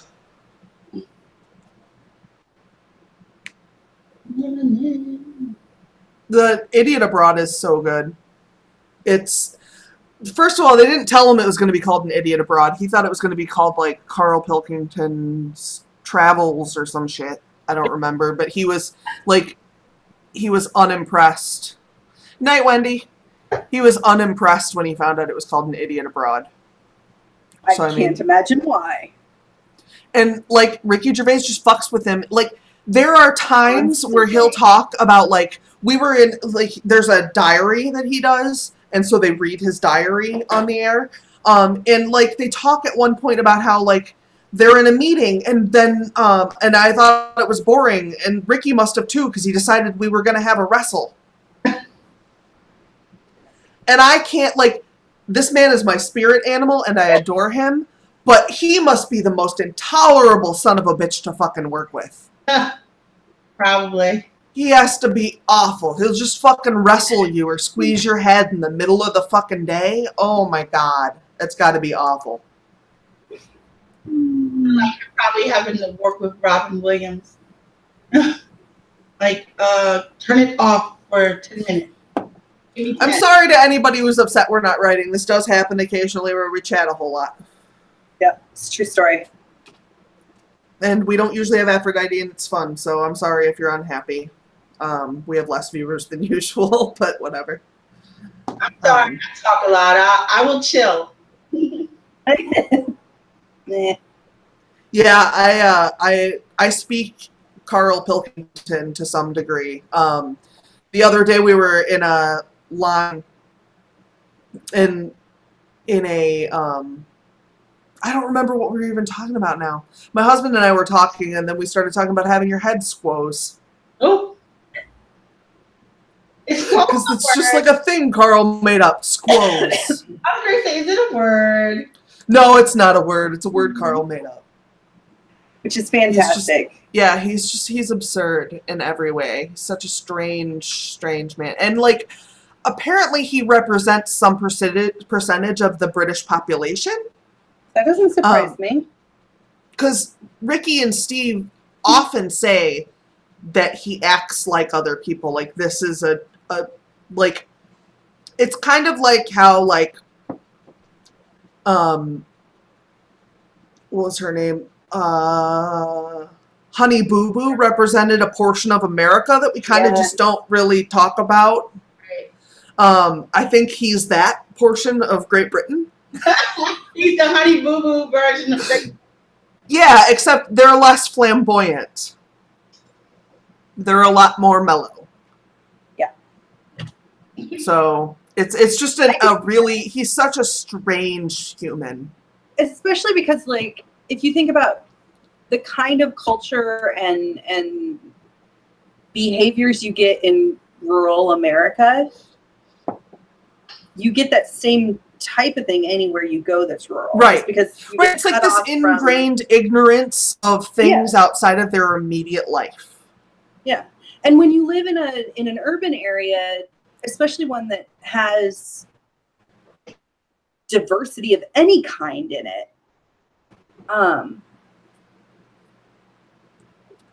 you are exposed to other ideas just by sheer leaving your proximity. house. Yeah, right. You leave your house, you go to the grocery store, or you go to the library, or you go to school, and you encounter other cultures, other ideas, other people, and so your worldview gets broadened. Even if you remain a bigot, or you remain racist, or you remain whatever is your damage. Yeah.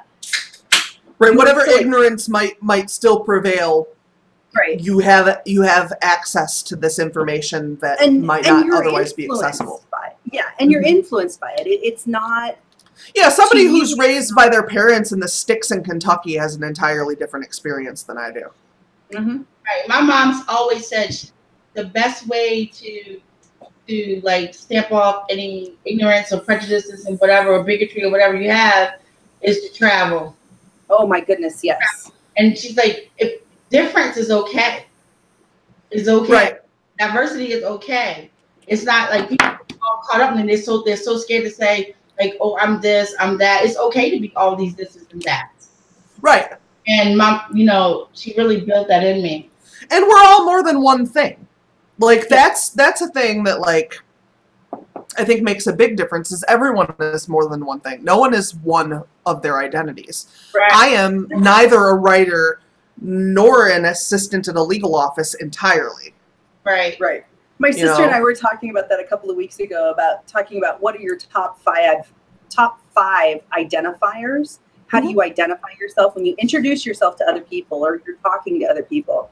How do you identify yourself with them? And the more people you're exposed to, the more identities you're going to experience. So like my identity with Sarah is very different than my identity with my sister, who I live with. Mm-hmm. And my identity with Aphrodite is very different than my identity with Sarah, who I've known for decades. Right. So this idea, My and lipstick's then misbehaving. Sorry. So it's like we are all these different people to all these different people. yes, Right. Right, and you're what you need to be at any given time. I mean, I'm not terribly, I don't know what the word is for it, compassionate, I guess, is the best word for it, like outwardly. But in an emergency, I am like able to keep everybody safe and things like that, like, and do these things that would be classified as compassionate, but I do them in such a different way that they don't really appear that way necessarily. You are not a bleeding heart. You're Right. not a touchy-feely, come here, let me hug you kind of person. But, Right. But yeah, in an emergency, you become... Right, like I am able to like keep everyone safe and things like that because that's how I work. Yeah. Yeah. Right, I get it. That's like, it makes me think of when I had to answer, I think it was one of your tag questions about, are you introverted or extroverted? And I'm introverted, and a lot of people who know me would not agree with that. But they would be very wrong. Yeah.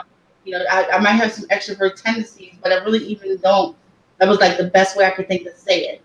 Because I put myself out there, and I'm terrified the entire time. And trust, I'd rather be turtled up, in my corner doing what I got to do. So yeah, I'm really, really, really good at peopling. I fucking hate it. Like, I can sell what I need to sell. I do my job. I call people all day long. I talk to people. I make people happy. I do all these things. I worked as a social worker before this for 15 years and kept people happy that way. Like, I am good at it. I despise it. That's like me in math. I am great at math, and I hate it. Yeah, I'm fine at math. I'm not great at it. I'm fine at it. I'm not going to do it. I hate it. Not for fun, no. Mm-mm. I think that part of that comes from that people don't understand what introversion really is. Right. Because introversion is not shyness. I mean, you look at this podcast or this live stream, and the vast majority of people who are on this live stream, who have been on camera, or even in the comments, are probably introverts. Writers tend to move in the it's statistically most likely.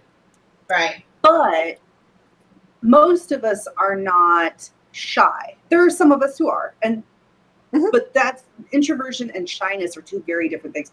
I think we've actually talked about this before, but introversion is the need to spend time by yourself processing information. Extroversion is the need to process information outside of yourself. Like you need the interaction with other people. My middle sister is an extreme extrovert. If she is alone less than or more than 6 hours at a time, she becomes, and I kid you not, she experiences depression. More than 6 hours alone, and she experiences depression. On the other hand, my other sister, the one I live with, is an extreme introvert. She could go for 6 days without seeing somebody else and be absolutely lovely. My introvertedness is strangely limited. I am more comfortable if someone is around who is not interacting. Like, that is the exact level I want to be at. Yeah. That used to be the level in which I wanted to work at. Like, if I wouldn't mind working in like a office as long as I didn't have to work with the people who were in the office with me. They could be around, but we could not be sharing any of the job responsibility. Right. Yeah. But like, I wrote at least one book sitting in Denny's, by myself mostly though. It was just that there were other, like I had a server come to the table and she would just dump coffee in my cup. Like, she knew who I was. She knew what I was doing, so she didn't talk to me. I just sat and worked. But the hum and the having other people around was helpful to me. And like, Travis and I sit together. he sits on one side of the room, I sit on the other side of the room. We're 7 feet apart, something like that. Sometimes we won't interact for like hours. I can't do it. If I will be too distracted. If I've gone to like Panera and Denny's and what have you to go right, and I will get some stuff done, but I will be spending the majority of the time drinking a little bit and watching. Like, oh, you know what? I could use that. And people looking at me like, bitch, what are you staring at me for? You know? You're like, I'm sorry, go on with your conversation. I'm right. I swear I'm not a pervert. And in my brain, I'm like, I might be a pervert, but this wasn't a pervert moment. Right? I'm not being one. At the time. Right. I'm working. See the laptop? Yeah. And to be fair, one of the things that we've discovered in my family, we talk a lot about extroversion and introversion because we have both extroverts and introverts in my immediate family. And so for us, it's an important conversation to have. And what we found is there is a spectrum. There are extreme extroverts and extreme introverts. Most people fall somewhere in the middle. I'm a mid extrovert or mid introvert. I can be around people. The smaller the number of people, the better. Yeah. Most people are not going to be able to go off and write Walden. No. Like, you're just not, because you can't, like, for most people, solitary confinement and that kind of thing is, like, incredibly detrimental to their mental health. Right. Once in a blue moon, somebody will come out of a short period in there and find it not that upsetting. But most of the time, it's actually, like, damaging to them as a human. This is how I know the level of cray that I have to work with. Because I have gone off months and not dealt with people and did my alone thing. And that's not typical. That's not something most people can do. Yeah. True. Very true. There's just like this, we're just wired to be social. I mean, it's just like if you found an ant that spent a week by itself, that would be the same idea. Like, no, they're supposed to live in their fucking communities. They're not supposed to be alone. Right. They don't deal well with that shit. And humans we're genetically predisposed to community living. Right. Right. Yeah, you always want, it's like a tribe village type thing. Yeah, it doesn't have to be like New York City, but like interaction with other humans is important to humans. It would always be in my little hut, TV, or cave looking for me. Now, girl. Well, it'd be a little different if you had to hunt. My name would be Weird One Walking something. They'd be like, we know that she's alive because we see that there's some vegetables missing from her garden. She must sneak out in the night to pick them. Came out to the campfire though 3 months ago and told us a really great story. We don't know where she's getting it from. You haven't seen her since. Yeah. She must be off having adventures. Yeah, see, I couldn't be like an adventurer. I couldn't like go on a hobbit quest. Yeah, I would have no desire. Bilbo didn't think he could either, but you never know. I don't have hairy toes and I'm 6 foot tall. My hands would have to be forced. And I'm sorry, but a whole lot of pretty boys would have to be on that quest with me in order to say, okay. I also just lied. There is hair on my big toes. I guess I can walk around with you, Brad. No. Then I'll make that sacrifice for you. To be alone with you somewhere in the wilderness, there might be. Ask CJ. I've always had a Johnny Depp thing, but I did for quite some time have a serious Orlando Bloom thing too. I met Johnny Depp. She Really? has a That's blanket crazy. with their That's both of them. Yeah. But we're talking a million years ago, though. We're talking 21 Jump Street, before he was like a movie. That's wonderful. So I'll find it. I got a picture of him with his arm around me because I was hoochie back in the day. Oh, yes, we definitely. I have to say though, for as much as I like Johnny Depp, I'm not going to even talk about the current shit. That's aside. that's a whole side point. I think he's having an actual mental health crisis, and I hope that he gets well. And hitting people of any gender is not acceptable, but hitting your significant other is especially unacceptable. And that's what I have to say about that.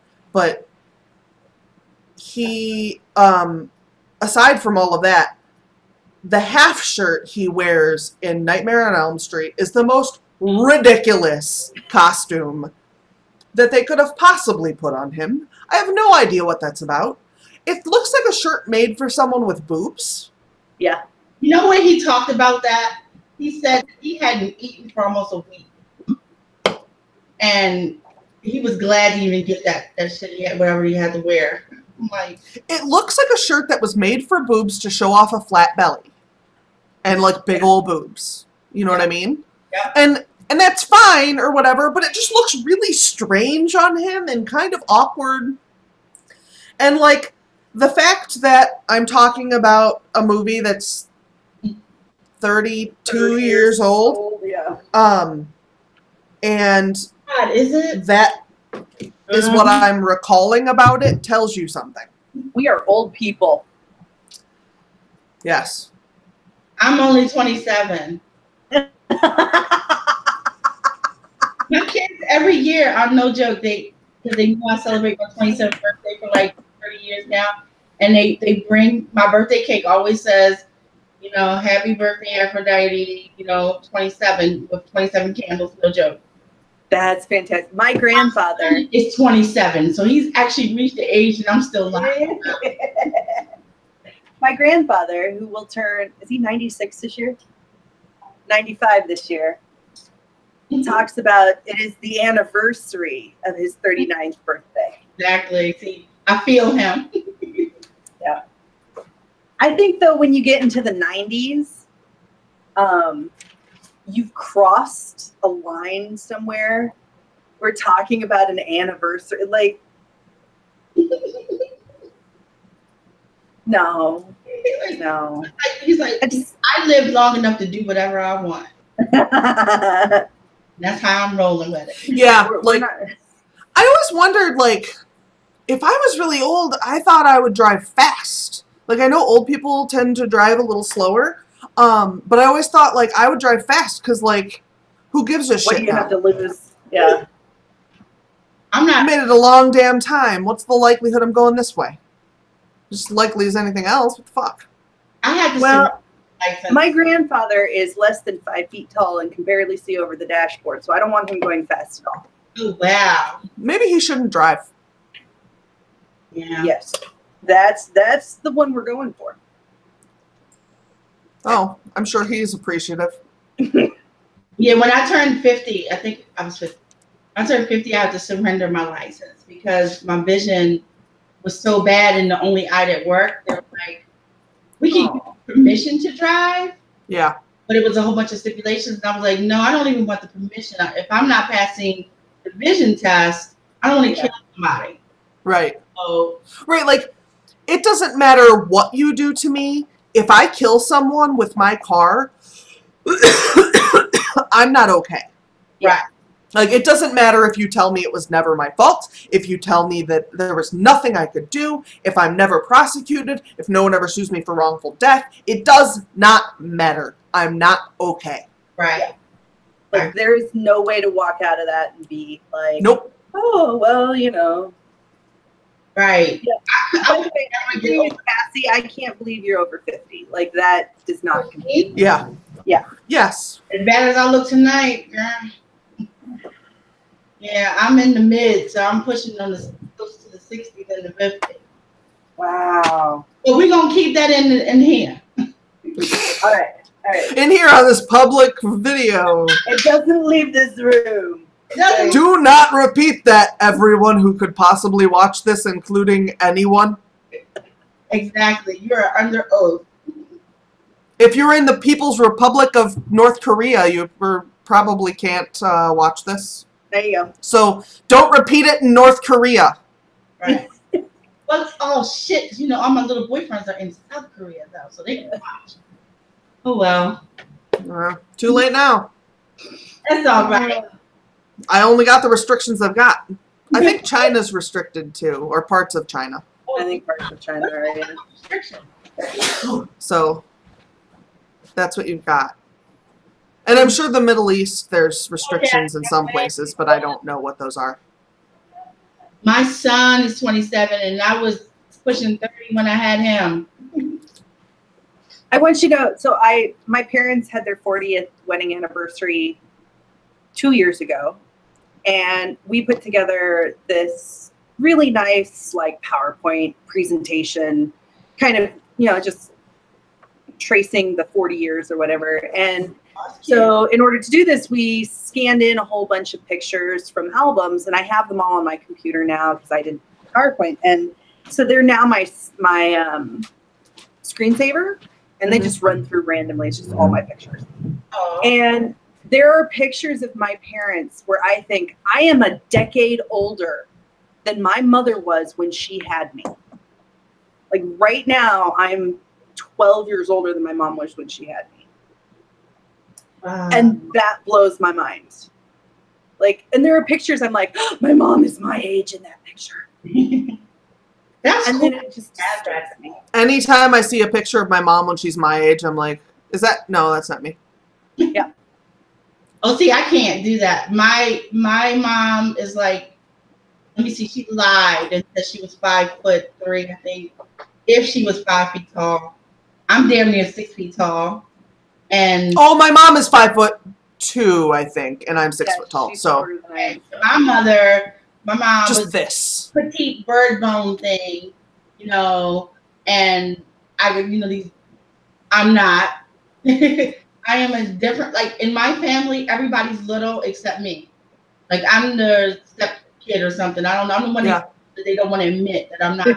Yeah, this is my mom, and then everything else is my dad. Like, including, like, medical shit it's all my dad. But, like, My dad for me. my mom looks like this Right. at 63. That's what my mother looks like right now. Right. Just like this. She's not wearing blue lipstick. She would not do that. No, she would not. If she were wearing lipstick, she would be wearing some sort of Dusty Rose, because she has, like, 47 of them. 47 Shades of Dusty Rose. Something like that, yeah. And then she has the exact same shade of nail polish, like, 50 times. I'm still feeling like that's the title of a book too. 50 Shades of Dusty Rose. We used to talk about, so I don't know if it was Steve Jobs' autobiography or whatever, but they talk about 100 Shades of Beige. Mm-hmm. I heard that somewhere. Yeah, so it's a modern idiom, but it means getting lost in the details. One of my former bosses is the kind of person who sees 100 different shades of beige. Like, there's all these little tweaks.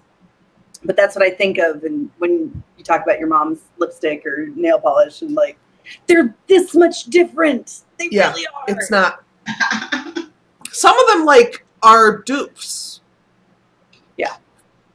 And she'll be like, no, they're not. No, they are. They're the same lipstick in different tubes. Okay. What?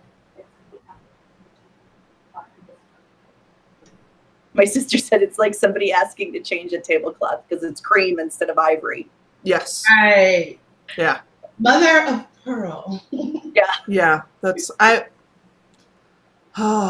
had some friends who were bridezillas, and that shit was Yeah. And I guess technically I probably was a pain in the ass as a bride, but because I just didn't want to be doing it.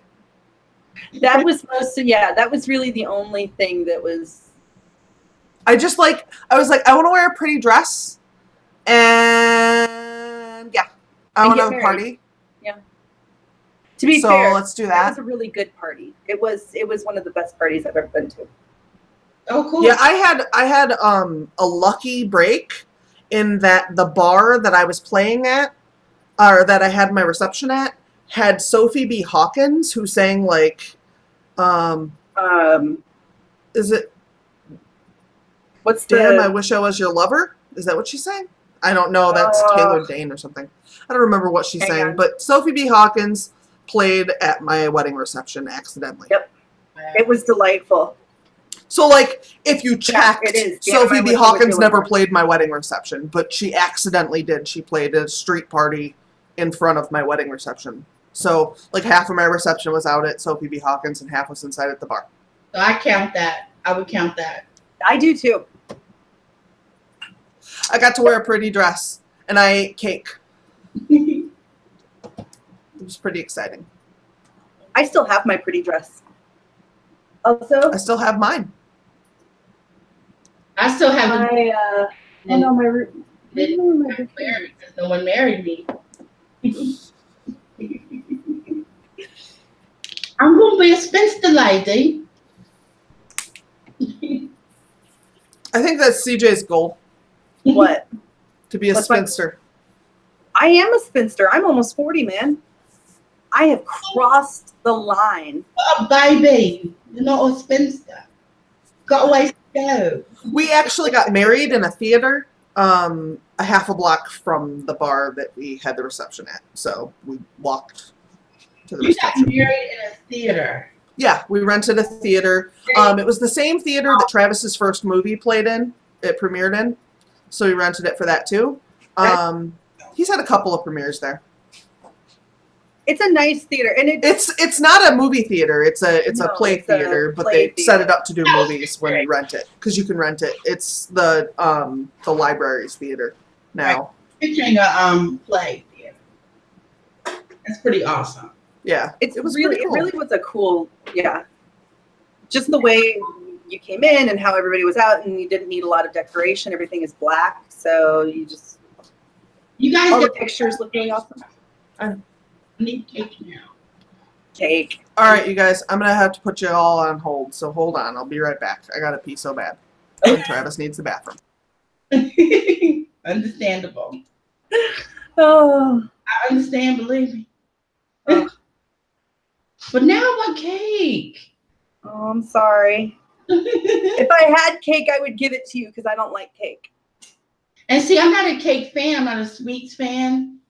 Yeah. And those things like when you want it, then it just hits you. Because now I know Yes. cake. Now I want cake and ice cream. Oh, I had ice cream earlier. I need cake and ice cream. What time is it? It is 9:11. Oh, it's 10:11. Oh, it's an hour later for you. I'm way in Maryland. Nowhere for me to go to get it on foot. That's so sad. It's plenty of places. I just can't go on foot. Right. That is a sad, sad thing. I want you to know, I want to like cake. I really, really want to like, because everybody else loves cake. Like most of the people I know love cake and they love having cake and they want to eat cake. My kids I want to like cake. So I try it like every once in a while. I'll try some cake and I'm just like, no. Yeah.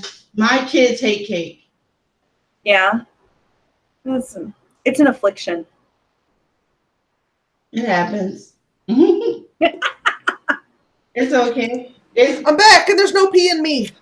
Hooray! for no P. I have a P in my first name. Actually, I have a P in all my names just about. Damn, I do. So do Name. you write under Aphrodite then? Yeah, I write under Aphrodite, and depending on what I'm writing though, because my I didn't want to mix anything I did young adult with all my steamy crazy shit. So I use HA Hope Aphrodite Lee, HA Lee for my young adult stuff, but all the rest of my stuff I just use Aphrodite Lee. Gotcha. Right.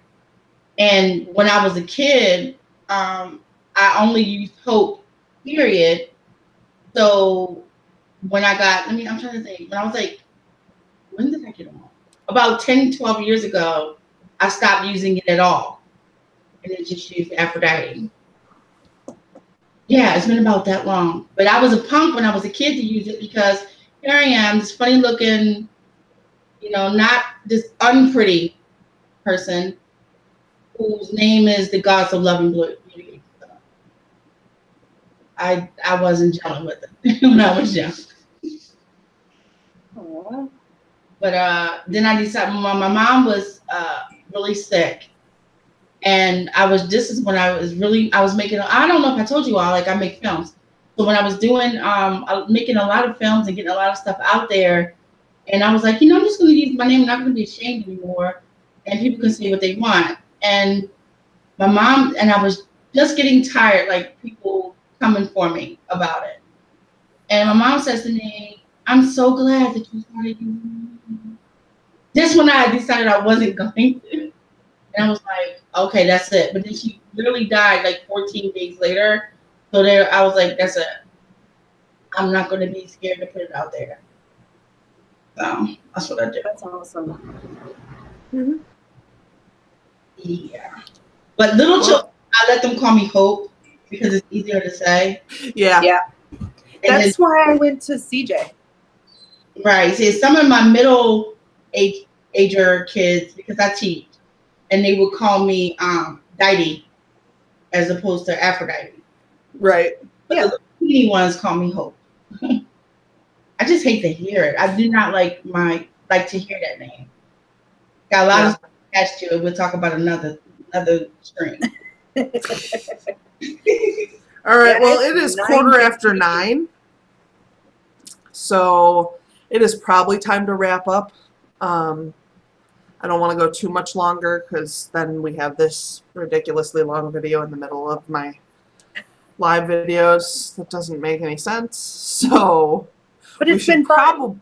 Yes, it has been a lot of fun, and I thank everybody who's been in the comments because it's been great. Yeah, go back and read them all.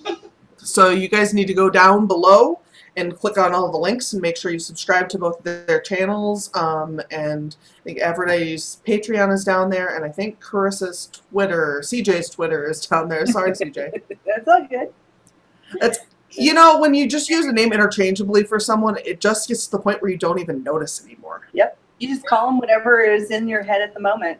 Yeah, it really is. Like, I actually will call you Carissa without even thinking about it, too. We had a client who called her that.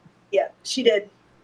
And she was the meanest lady, and she was meaner to you the more she liked you, and she was great. Oh wow! I would walk into She was a butthole, just a giant butthole. I like people like that though. Oh yeah. Oh, you can't help but love her. She used to get mad at me for no reason, and she'd be like, "I hope your legs grow together." What? Well, and she'd do things like we'd say, like, I'd say, like, "Do you remember all the steps to do this thing?" And she'd be like, "What's the matter? You don't?" I love her. I love her. Yeah, she was great. I love her. She was wonderful. But she was one of my all right, so thank you guys so much for hanging out with us. Sorry we didn't do more writing. I hope you guys had a good time anyway. Oh, nice, Cassie. Oh, nice, Cassie. That's awesome. See, we aren't totally useless. Oh, so you've been listening and writing. See, I love you. I do that sometimes during live streams too, so I totally understand. That's great. But we'll see you guys all later. Have a good night. And I have a video on Sunday. I got my RAM, so hopefully it'll work. So thank you guys so much for hanging out. Have a good night. Bye. Bye.